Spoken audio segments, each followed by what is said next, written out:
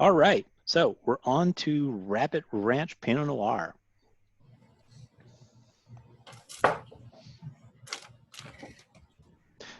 Now, I'm not sure if any of you had a substitute for this one. It's actually one of the. It was actually pretty hard to find a Central Otago Pinot Noir comparatively to ones that were from Marlborough.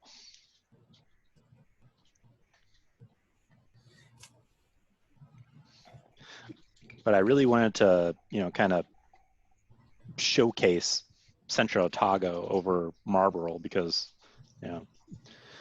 well, we're already getting the Sauvignon Blanc from there. All right, so as usual, let's go ahead and dip and see what we see.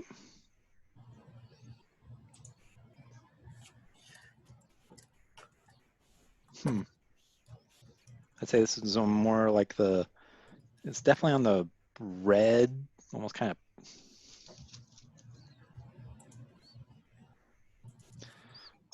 of. I'd say almost pale red. Mine feels red. It's pale red, almost like apricot on the edges. And I think that might be left over from when someone said they smelled apricot, but it's real light orange on the edges to me.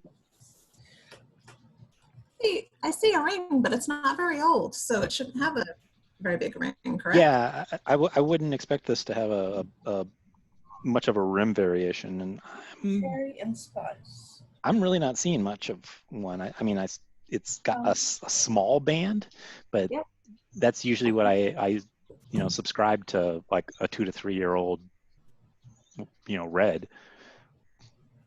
Oh, for those of you that are new to the class, one of the things that we're looking for, other than the color, is right on the edge. So unfortunately, Karen, in the jam jar, you're not going to be able to really see it that well. Because what we're doing is we're holding these glasses at about a 45-degree angle and holding up against some white, and on this curve right here, we'll start to have a difference in color. So Cecilia, instead of looking at it straight ahead, you want to almost dip the glass like sideways, like you're almost going to pour it out about a 45-degree angle, and then you're looking along that edge of the wine, and you'll start to see a bit of a color variation where it's going from like red to almost kind of an orangish brownish, and the width of that band is called rim variation, and that's what you use to kind of determine what the age of a red wine is. Okay, so for future classes, I need to get some. Does it have to be stemmed? Can I get just clear wine glasses? I mean, you can get stemless, but I always recommend a stem. That's just because me being a big dude, this hand going on this is going to warm up this wine well past room temperature. So a stem just kind of allows you to not transfer as much heat to the wine. Obviously, don't drink very much because you can handle stems. All right, so let's go ahead and give this thing a little bit of swirl and see. Now those are actually coming down pretty thin and pretty fast.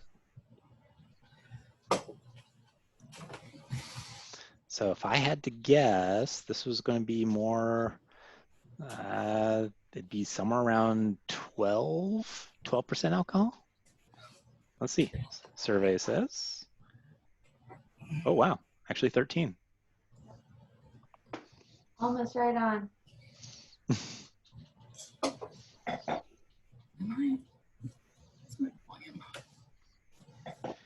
All right, bigger swirl. And then we'll give this thing a couple of quick sniffs. Ooh, this thing's all sorts of complex. I mean, it's got some characteristic things that I attribute to Pinot Noirs. So, all right, class, what are you smelling out there? A blackberry? Blackberry, okay. It's hard to pick out individual things, but I think there's like soil and mushroom notes. Yeah. Ooh, oh, that's what it is. Ooh. As soon as I tell you, everyone's going to smell it. So I'll wait till everyone's, kind of saying what they're smelling. I mean, there's definitely like, a bit of like, kind of like, almost like stewed cherry. But, oh, wow. Yeah. So it smells better now. When I first smelled it, it smelled that sort of like stinky sweet. Uh-huh. When things like are almost overblown, like almost as good. But now that I'm smelling it, I smell more Plum? Okay. Yeah. I'd almost say, like this definitely has a bit more of almost like that, like baked dried, fruit flavor. Okay, so now to spoil everyone's nose, so that that's going to be all you smell. I smell soy sauce.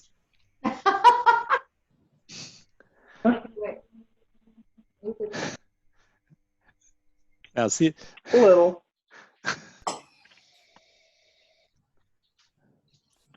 Soy sauce. A1 That sauce. doesn't seem like a I will strong give note you to me. A1 sauce, not soy sauce. A1. okay. Like HP, if you're British. It's that like salty kind of briny. Meaty. I'm thinking more like the meaty, like A1 or HP or something like that. The Worcestershire. Well, Worcestershire. yeah, because the other thing I was going to say was almost like ketchup, or Yeah, which is a big ingredient in those. Yeah, this is odd. Yes. All right. Well, I think we have smelled it enough. Let's give this thing a taste.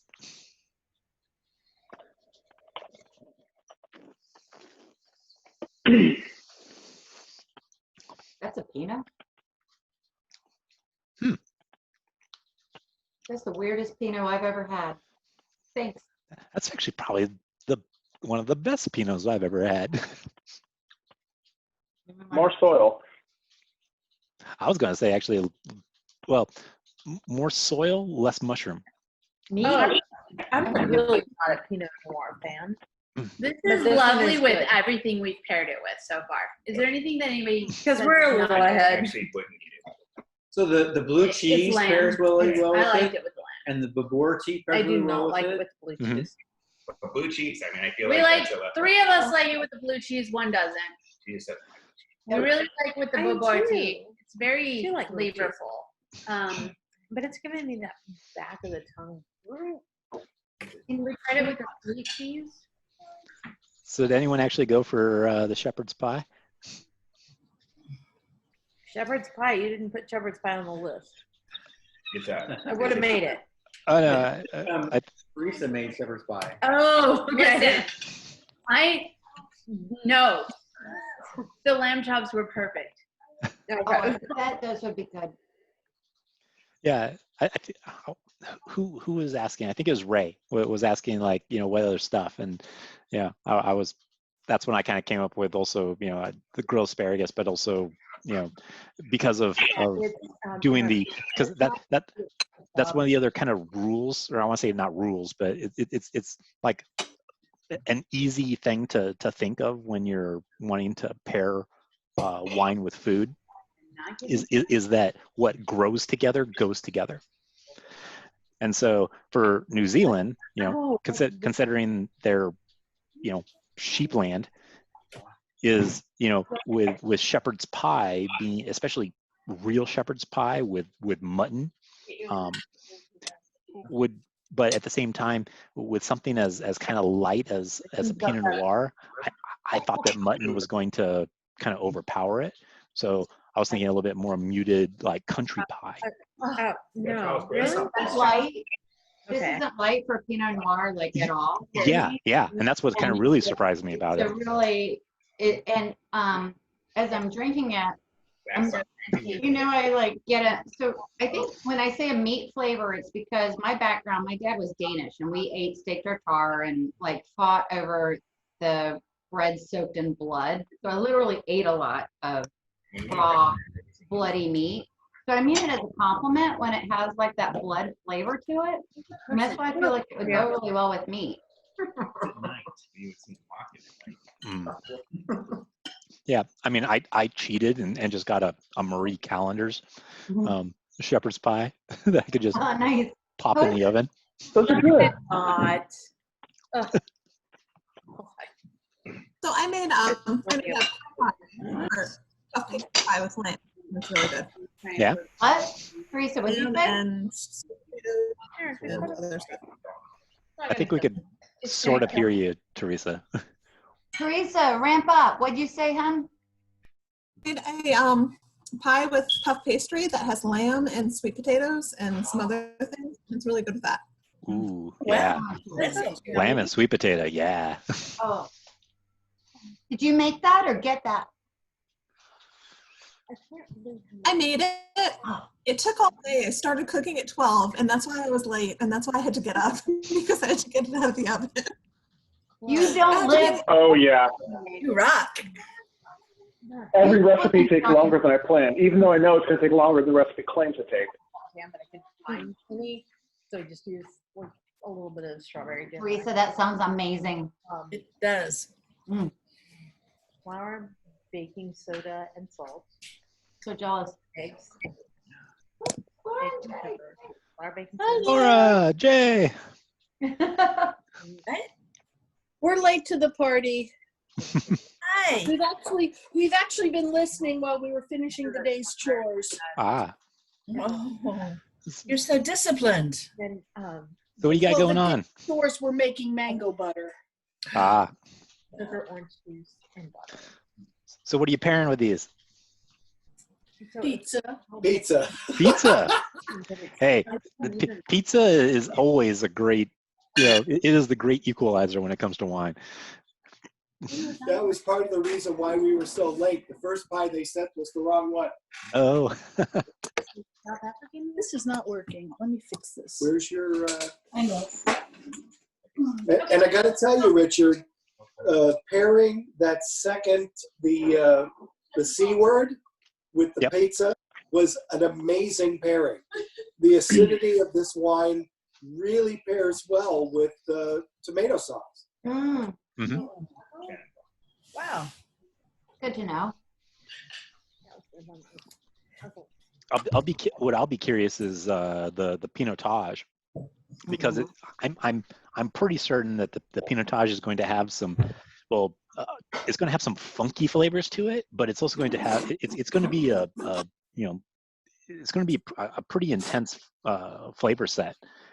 So it should be able to battle right up against, especially kind of more on that flavorful pizza sauce flavors.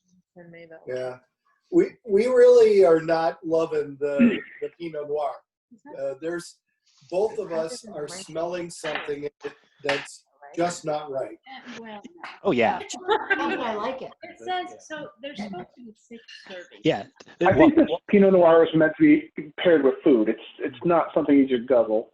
No. Well, but to me as a sommelier, these kind of little things are treasures, because they go so against the grain for what it is, what it's supposed to be. Because it's like I've drank so many Pinot Noirs where it's just that loamy soil, and it's just like bleh.